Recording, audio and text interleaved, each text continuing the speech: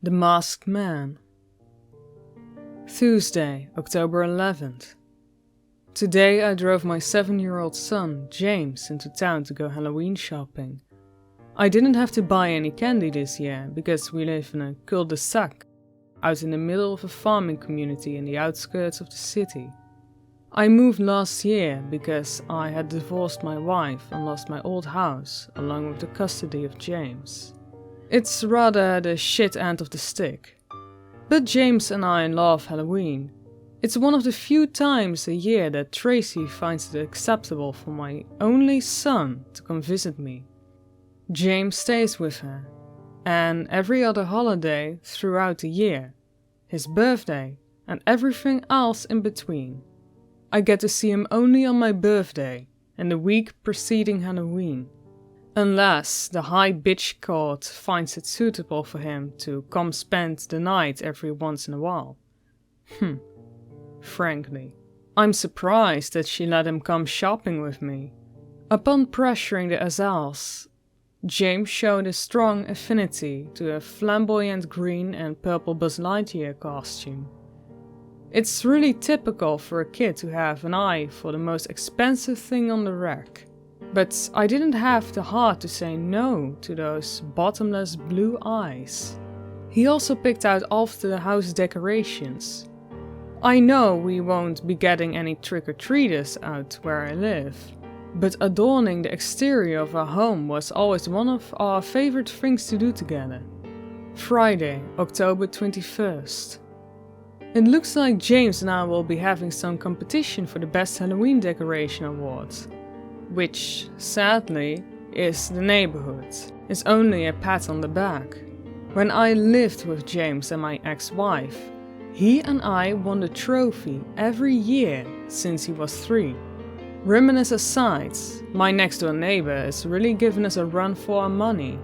He did quite a splurge on his decorations.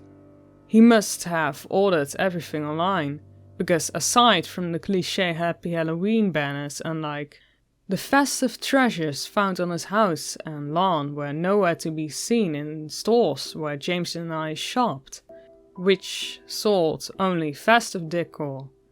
The fallow garage that sat below a strand of kite string, on which hung dozens of expensive-looking bones and skulls. He also placed several other bones sticking straight up from his lawn.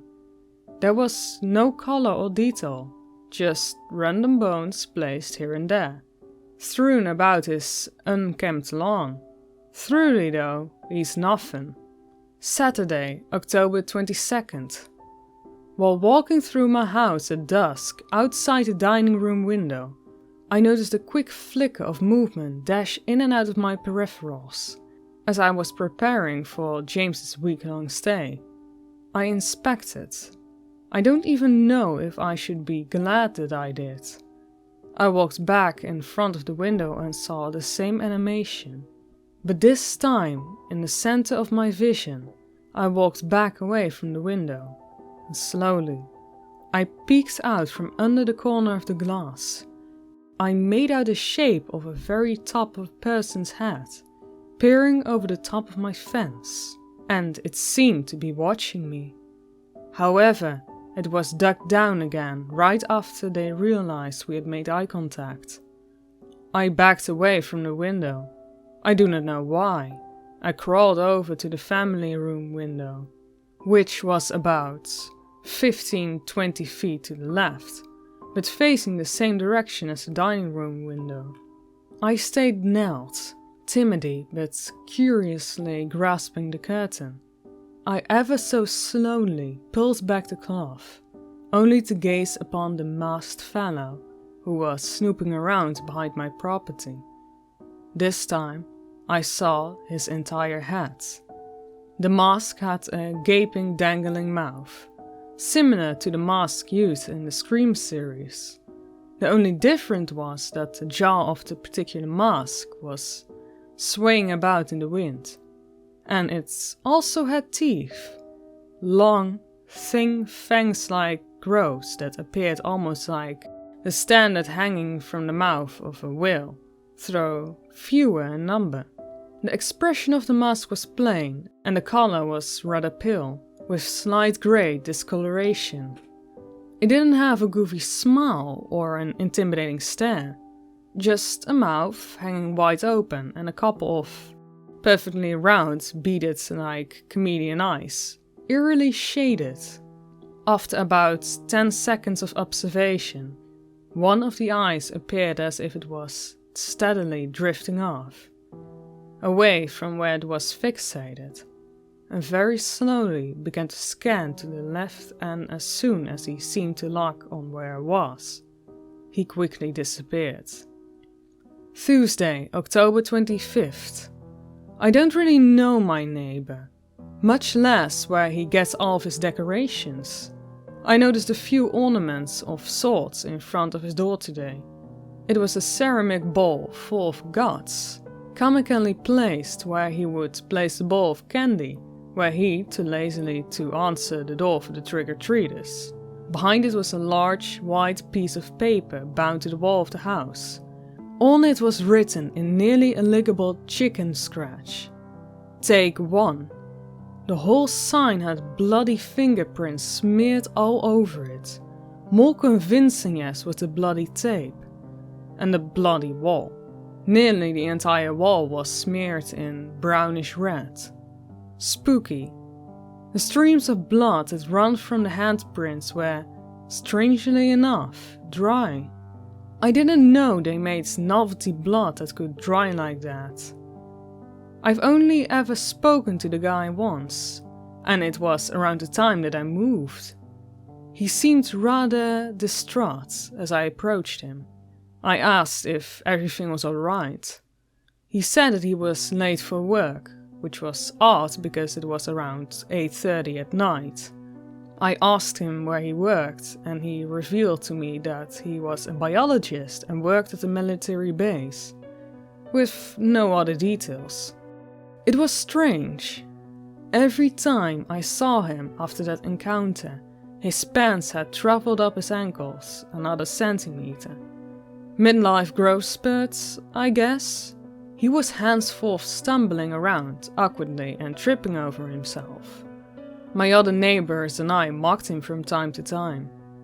I remember one specific instance where he was watering his shrubbery and one of his knees gave out.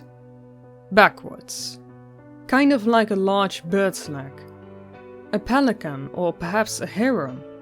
It looked excruciating to me, but he just walked it off.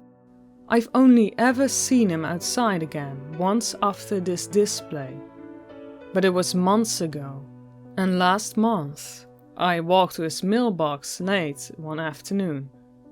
I heard his kid crying frantically, screaming almost. It continued into the evening. The noise stopped eventually though. I was having trouble sleeping through that horrifying racket. I sincerely hope that he has his parenting privileges revoked. However, I've never even seen his kid. Let's hope he's only an uncle. Wednesday, October 26th. Ever since James arrived earlier this week, he was simply upper hand of the idea of removing his costume. Little Buzz had been running rampant throughout the house, quoting Toy Story. He hasn't disrupted once since he put it on, save for when I demanded he allowed me to wash it, because he was quite literally rolling around outside in the dirt. I haven't seen any more of this weirdo in the mask lately. Probably some mischievous kid from the neighborhood behind me. It's a cul-de-sac too, just a bigger one. There's a dirt road that accompanies the irrigation canal separating the two neighborhoods. My house is the farthest house from the main road, and the canal runs parallel to my fence. I don't know if any bridge he could have used to come across, but I never looked back there, and I don't particularly care to. Neighbor man brought a new ornament. 200 feet of lights to accompany the 200 of intestines he had previously thrown all over the tree in the front yard. The lights coexist uniquely with the prior decor, though all I could smell when I was outside was the burning odor of the sizzling assemblance of the mixed-match decorations hanging from that tree. The moisture of those oddly genuine-looking innards had adhered to his archaic festival bulbs, preceding a deep red glow. Intentionally or not, the smell was almost enough to complain out of me. Almost. Come to think of it, the smell wasn't so bad. Almost like barbecue. Friday, October 28th. I'm going insane. No simple words can properly describe what I believe have witnessed. As the sun was setting this evening, I got another glimpse of this masked man. What I saw was not at all what I would describe as a mask. I was sitting in my living room, reading. The bay window in my living room overlooks the entire street, and I had my blinds open. I had stared and looked out of the window towards the nearly dissipated sun, because I had heard a sound like an asthmatic man grasping for air throughout his megaphone over a top vocal, frightened cat. I stood up from my couch and walked briskly around the window. I cupped my hand above my eyes and deepened the sunlight, and pressed my face against the window. And I saw it. It was pursuing a small cat. I ran like an ostrich. Where it was not bald and discolored, it was spotted with long patches of spindly hairs and networks of pulsating blue veins. Thinning, isolated strands of grey hair, flat against his flaky, decomposed head. His flapping, low-hung chin keeping rhythm with the bounding stride, as the sprinting thing began to overtake a creature built from a ligety. Ultra-thin, ultra-broad shoulders, stultifying bounded up and down in harmony with its tree-branch-like arms. Easily given it was at least 5 foot reach. Mammoth hands, chopstick fingers, and those repulsive, chameleon eyes. Buckets of drool spilled impatiently from behind its hellish teeth. Emaciated, stilt-like legs, completed with the horrific image. Altogether, I observed this 8.5 foot freak show with its greasy hair, and particularly leaping from yard to yard, chasing the poor kitten for a reason ostensibly beyond my simple sustenance. The cat approached a fence on the left side of the street and leapt towards a delusion of safety. The beast proceeded to effortlessly jump over the sidewalk, over the lawn, and snatch the animal from the top of the fence with its talon-like claws, as a falcon might. The cat didn't stand a chance, nor did it even manage to vocal a squeal.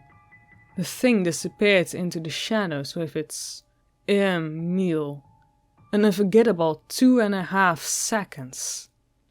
Then I thought of my son. He could have been very well in this place of a plaintive animal. No, I should never say such things. Regardless, what am I going to do? Forgot what little time I have throughout the year with my boy because a scary monster is on the loose? Tell my ex-wife that my neighborhood in the middle of nowhere has become too dangerous for my son to stay with me? Buy a rifle and hunt the thing myself? No matter. With only 2 days before Halloween, I doubt there will be any more trouble. Saturday, October 29th. I threw out about calling the police, but for what exactly? I definitely couldn't call in and report a burglar or even anything human for that matter, because they wouldn't be looking for what I need and to be caught. No one can know. Earlier tonight, my neighbors threw a street-wide custom party at their place down at the entrance of the street. I didn't go because I had to work late.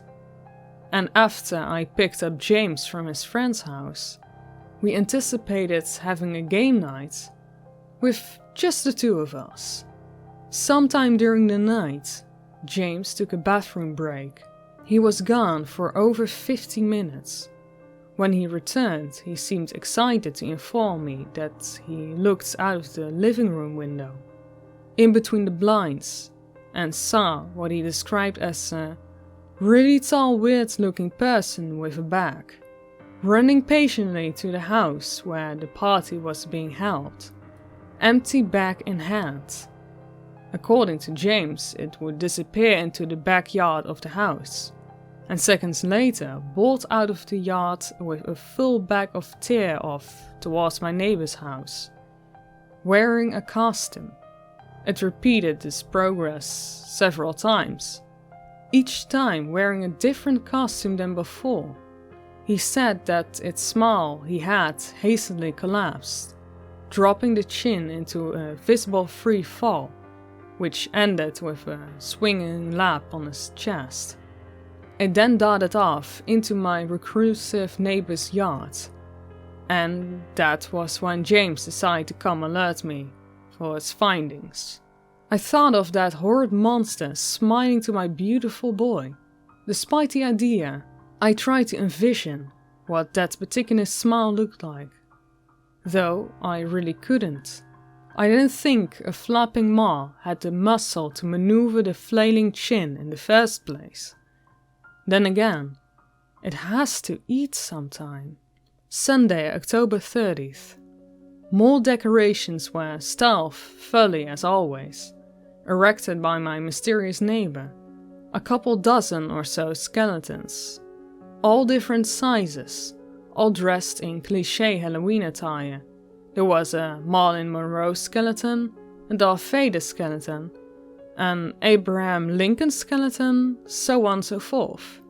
Every one of them was strung up by the back of its neck, feet swaying, head looking down. I really wanted to ask this guy how he comes up with this, where he gets it all. Perhaps if he knows that last night's rain washed the color of most of his little knickknacks. Gotta hand it to him though, that slough of morbid decor in combined with his filthy, run-down cobweb-covered home amidst a true horror movie feel. It's now just past midnight. I just got finished my work, brushed my teeth, and now the doorbells ring. Again, and again, and again. Reluctantly, I rise up and walk towards the front door. I open it. My neighbor, no, not the freak next door, but the fellow who lives behind me, on the other side of the canal. He's disgruntled. He's particularly out of breath and is threatening me about something. But none of it is sinking in because one of the skeletons hanging from my neighbor's tree, a newcomer, is staring at me. His jaw unhinged, unlike the others. It's smaller than the other skeletons, and appears to be dripping with something, moonlight revealing me his eyes. Big blue eyes. I turn to face the man yelling at me. "Are you listening over there?" "Oh, yeah." "The hell you trying to pull? You almost give my wife a heart attack with that mask." Apparently, my son and I aren't the only ones who have spotted the neighborhood's missing link. How could he possibly confuse that thing with me? And don't try to smooth talk your way out of this, Paul. I saw you jump clean over that fence of yours. The hell you managed to do that? It's still wondering. And crawl right back into your basement. It's dark and all, but no doubt it was you, pal. "I'm terribly sorry," I improvised. "I don't know what came over me. If there's anything I can do..." My heart sank. Wait here. There's no way. I'm running like a fool into my own house because this asshole bangs at my door at 12:15 in the morning to tell me that he saw this thing jump into my basement. With a trembling hand, applying convulsing energy into the doorknob, I turn and fling the door wide open to reveal my son, sleeping, facing the wall, just as I left him. Figures. He's never all the way under the covers like that. But it is a bit cold in here. God damn. Though this guy at my door really does have some nerve. He scared the shit out of me. Sorry, he interrupted. Save it.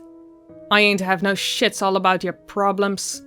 You just stay the hell away from me and my family, yeah? Yeah, sure. A calming chuckle digs into his angry tone as I recognize those freshly familiar bottomless blue eyes, shuffled inside the head of the skeleton. I gotta hand it though. I nearly busted out of laughing when I saw you running around with that little kid's Buzz Lightyear costume.